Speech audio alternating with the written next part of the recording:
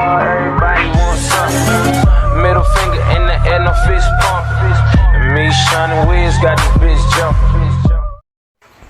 Bismillahirrahmanirrahim. Assalamualaikum warahmatullahi wabarakatuh. Sebelumnya kami ucapkan terima kasih kepada Ibu Intan Rojana, MPD, selaku dosen pengampu mata kuliah Statistika Probabilitas yang telah memberikan kesempatan kepada kami untuk mempresentasikan hasil review jurnal kami yang berjudul Pengaruh Kompensasi Terhadap Motivasi Kerja Karyawan pada Syahdik Syariah X BPRS Cipaganti, Bandung.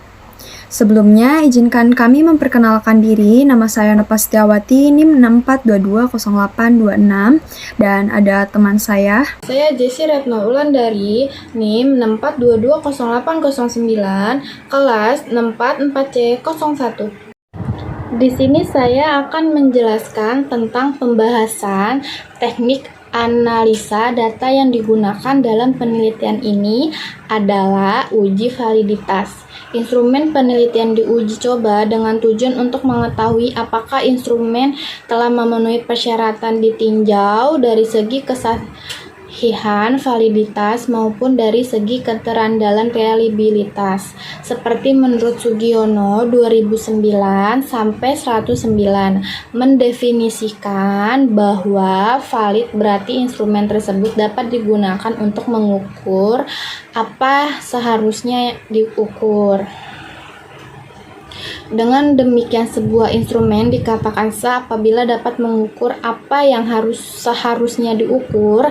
Selanjutnya, instrumen dikatakan valid apabila mampu mengukur apa yang diinginkan. Tinggi rendahnya validitas instrumen menunjukkan sejauh mana data yang terkumpul tidak menyimpang dari gambaran tentang variabel yang dimaksud Arikunto 2009 sampai 160. Lalu tabel 2, tabulasi korelasi skor item dengan skor total instrumen pada variabel X.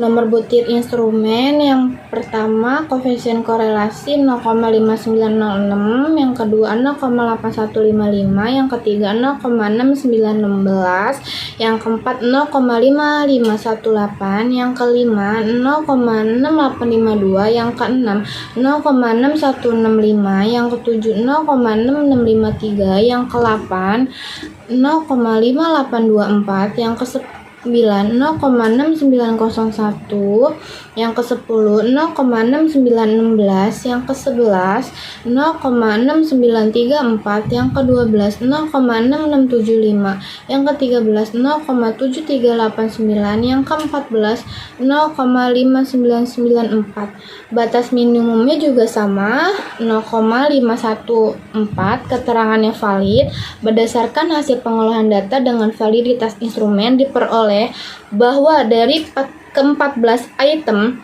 pernyataan dinyatakan valid. Hal ini dapat diinterpretasikan bahwa setiap pertanyaan yang diajukan dalam kuesioner terkait kompensasi memiliki hubungan yang signifikan dengan variabel kompensasi secara keseluruhan. Dengan demikian, hasil dari tabel ini menunjukkan bahwa instrumen yang digunakan untuk mengukur variabel kompensasi variabel X dalam penelitian ini memiliki validitas yang baik. Hal ini memperkuat keandalan dan keabsahan data yang diperoleh dari responden terkait dengan persepsi mereka terhadap kompensasi yang diterima. Dengan demikian, penelitian ini dapat diandalkan dalam menganalisis hubungan antara kompensasi dan motivasi kerja karyawan di PT Syahdik Syariah X BPRS Cipaganti, Bandung. Selanjutnya, tabel 3, tabulasi korelasi skor item dengan total instrumen pada variabel Y. Nomor butir instrumen, koefisien korelasi yang pertama 0,8039, yang kedua 0,8309, yang ketiga 0,5474, yang keempat 0,799, yang kelima 0,7281, yang keenam 0,6916, yang ke-7 0,5474, yang ke-8 0,6934, yang ke-9 0,8155, yang ke-10 0,7099, yang ke-11 0,6852, yang ke-12 0,5474, yang ke-13 0,7281.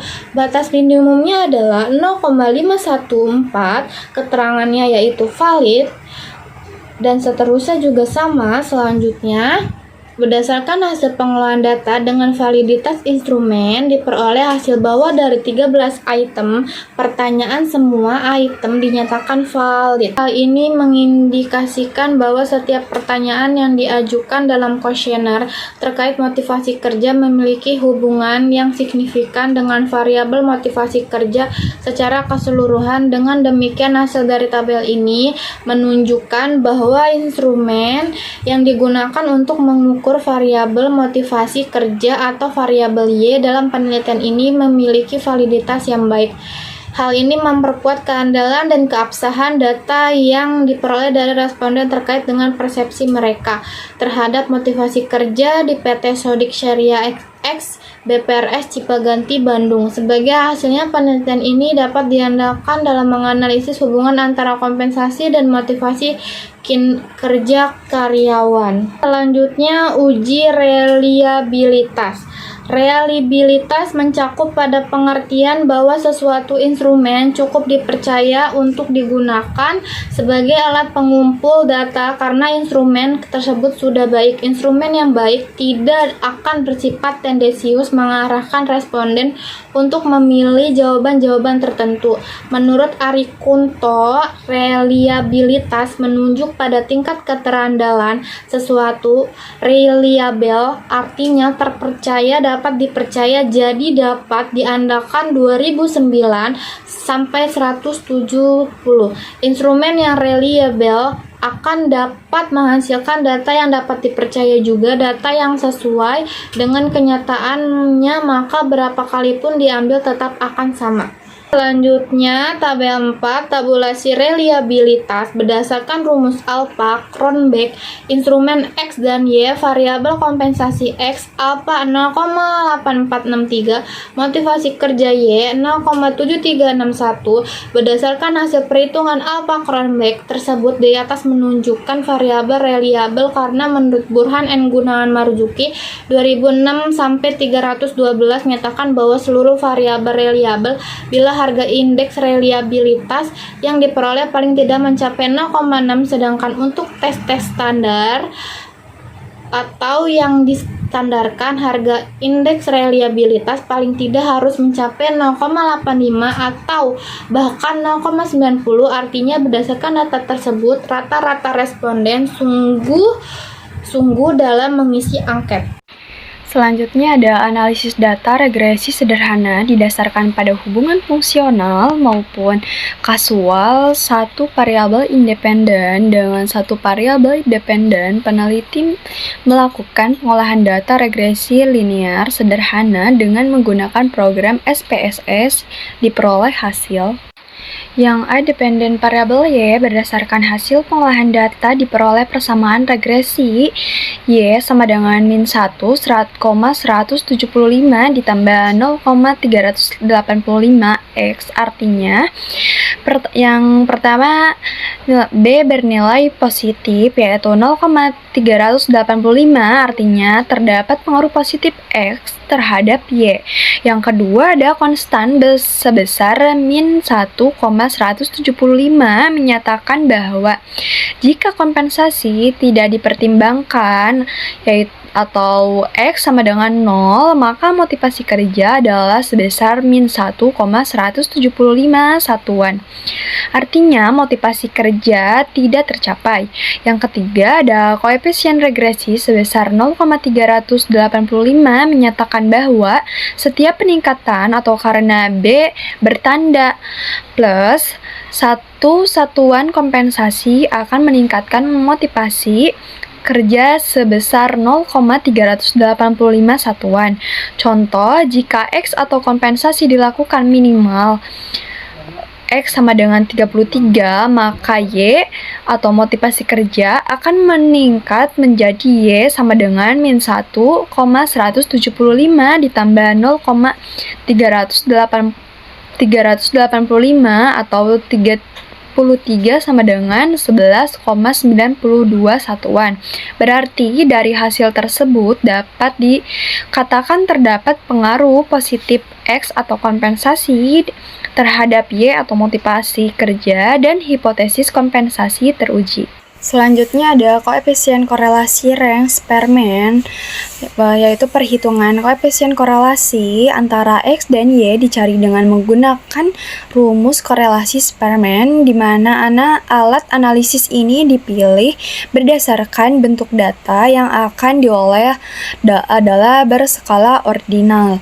Untuk itu, maka perlu dilakukan penyusunan data skor total jawaban responden pada setiap variabel menjadi urutan atau ranking atau rank sebagaimana rumus dasarnya dikemukakan oleh Siegel tahun 253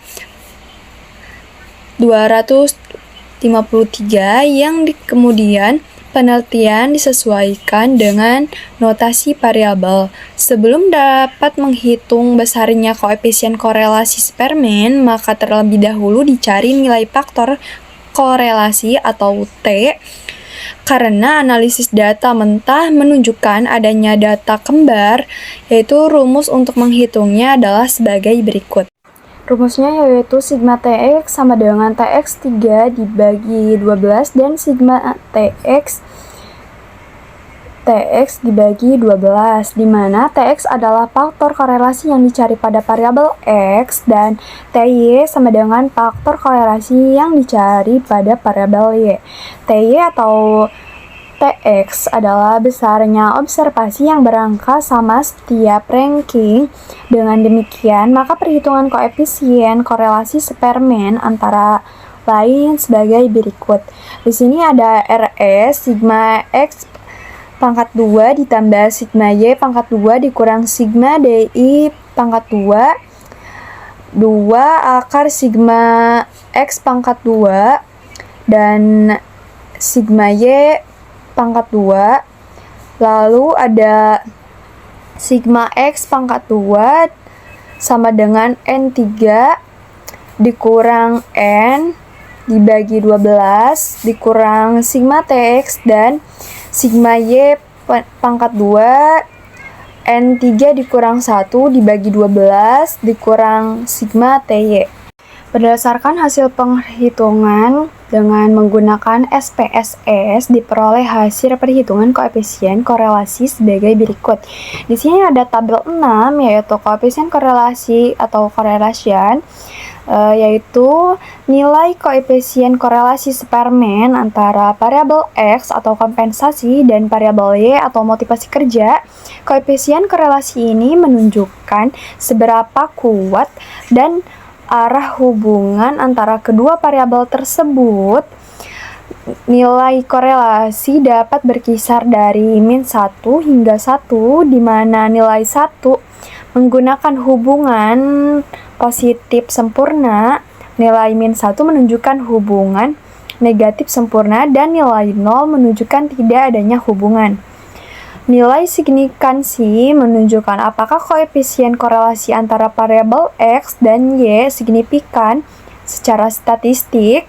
Jika nilai signifikasi lebih kecil dari tingkat signifikasi yang ditentukan atau biasanya 0,05, maka hubungan antara kedua variabel dianggap signifikan secara statistik. Koefisien korelasi yang positif menunjukkan adanya hubungan positif antara kompensasi dan motivasi kerja. Artinya, semakin tinggi tingkat kompensasi yang diberikan, semakin tinggi pula tingkat motivasi kerja. Sebaliknya, koefisien korelasi negatif akan menunjukkan hubungan negatif antara kedua variabel tersebut. Dengan demikian, tabel di atas memberikan informasi yang penting dalam mengevaluasi hubungan antara kompensasi dan motivasi kerja karyawan. Berdasarkan analisis korelasi Spearman, hasil dari tabel ini dapat membantu dalam memahami sejauh mana kedua variabel tersebut saling berhubungan dalam konteks penelitian yang dilakukan. Selanjutnya ada koefisien determinasi atau RS pangkat 2. Koefisien determinasi ini diperlukan untuk melihat seberapa besar pengaruh variabel X terhadap Y.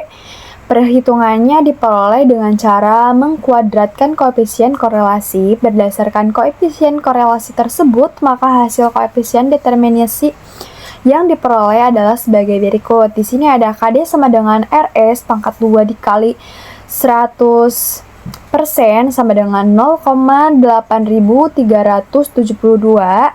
Lalu ada RS pangkat 2 dikali 100% sama dengan 70,06%.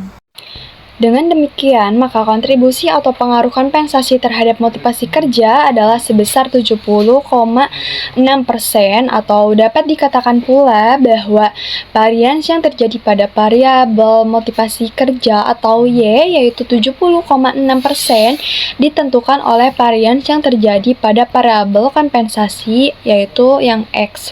Sisanya sebesar 29,94% ditentukan oleh faktor-faktor lain di luar penelitian seperti motivasi, upah, penempatan pegawai, dan lain-lain.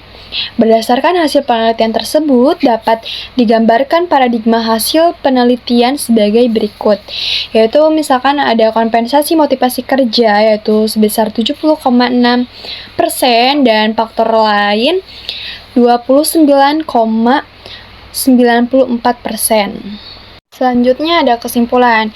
Kesimpulan dari jurnal yang kami review adalah bahwa terdapat hubungan yang signifikan antara kompensasi yang diberikan oleh PT Sadik Syariah X BPRS Cipaganti Bandung dengan motivasi kerja karyawan. Hasil penelitian menunjukkan bahwa semakin baik kompensasi yang diberikan oleh perusahaan, semakin tinggi pula motivasi kerja karyawan. Hal ini menegaskan pentingnya peran kompensasi dalam meningkatkan motivasi kerja karyawan di perusahaan tersebut.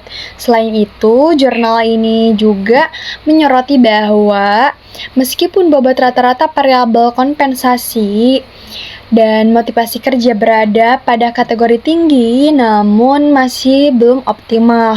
Hal ini menunjukkan bahwa masih terdapat ruang untuk perbaikan dan peningkatan dalam program kompensasi dan motivasi kerja di perusahaan tersebut. Dengan demikian, kesimpulan dari jurnal ini menekankan pentingnya perusahaan untuk terus memperhatikan dan meningkatkan program kompensasi yang diberikan kepada karyawan guna memastikan motivasi kerja yang optimal. Dengan adanya hubungan yang kuat antara kompensasi dan motivasi kerja, perusahaan diharapkan dapat menciptakan lingkungan kerja yang memotivasi karyawan untuk tujuan perusahaan secara efektif. Kelebihan dari jurnal ini yaitu yang pertama ada penggunaan metode analisis yang valid dan reliable untuk menguji hubungan antara kompensasi dan motivasi kerja. Yang kedua, penelitian dilakukan dengan jumlah sampel yang representatif dari populasi karyawan perusahaan. Yang ketiga ada yaitu hasil penelitian memberikan wawasan yang berharga bagi manajer dan pemimpin perusahaan dalam merancang program kompensasi yang efektif.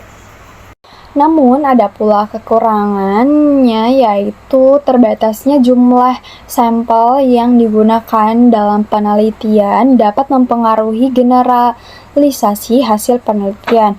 Yang keduanya yaitu faktor-faktor eksternal seperti kondisi pasar atau perubahan kebijakan perusahaan yang tidak dipertimbangkan dalam penelitian dapat mempengaruhi hasil. Yang ketiga, tidak adanya analisis mendalam tentang faktor-faktor lain yang juga dapat mempengaruhi motivasi kerja karyawan seperti lingkungan kerja atau budaya perusahaan. Yang keempatnya yaitu meskipun demikian, penelitian ini tetap memberikan kontribusi yang berharga dalam memahami hubungan antara kompensasi dan motivasi kerja karyawan serta memberikan dasar yang kuat untuk penelitian lebih lanjut di bidang ini. Dicukupkan sekian dari kelompok kami. Mohon maaf bila banyak kekurangan. Wassalamualaikum warahmatullahi wabarakatuh.